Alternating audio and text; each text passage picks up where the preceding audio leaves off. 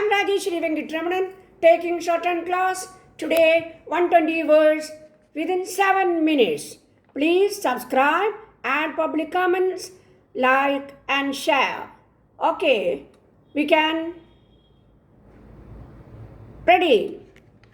Sir, a lot is said about the speech made by the finance minister while presenting the budget estimates to this house. We must congratulate the finance minister for not hiding any facts about the consideration of the finances of the state. He has plainly said that we are passing through very difficult days, and he has also said that in our anxiety to lift the economic condition of our people during the last 15 years, there must have been a lot of waste. We say haste generally makes for waste.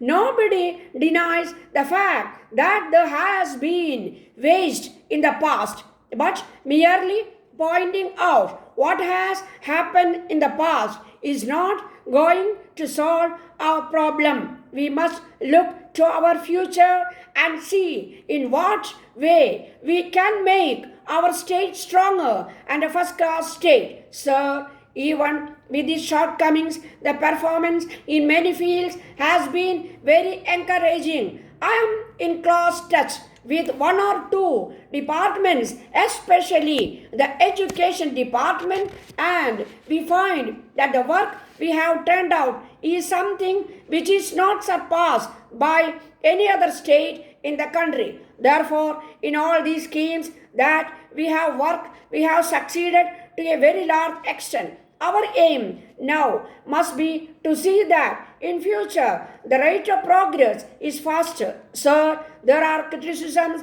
that taxes have been levied. No finance minister or no government is happy in levying more and more taxes, knowing that elections are not far away. The finance minister has levied certain taxes which are inevitable. He could not postpone levying these taxes unless he had no care for the financial stability of the state. So, what has been levied today and what is proposed to be levied, I feel, is the minimum. If you read the note circulated by government the other day regarding the relief measures that they have undertaken and the remission of taxes, you find that the new taxes levied this year will just balance what is going to be remitted in the drought areas and the very difficult conditions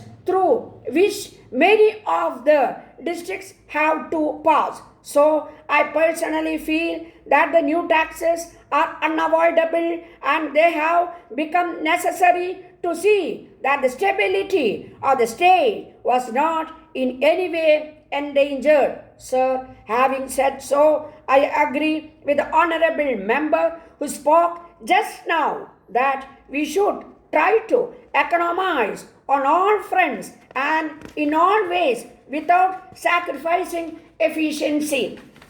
I would like to refer the position of industries in the Karnataka state. If you look at the industrial picture of Mysore, we see disappointment. Mysore was known as industrialized state, and it was known as a pioneer state in the field of industries in the whole of India. Now, Karnataka is lagging behind several states, particularly in respect of national output and employment and also the value of the products produced. It is also informed by the Honorable Finance Minister that the total percentage in Karnataka is lower when compared to the national output or national employment in the industrial field. It is very necessary that the state should come forward to provide all facilities and invest money in the industrial field. Sir, this is a bill seeking to levy a surcharge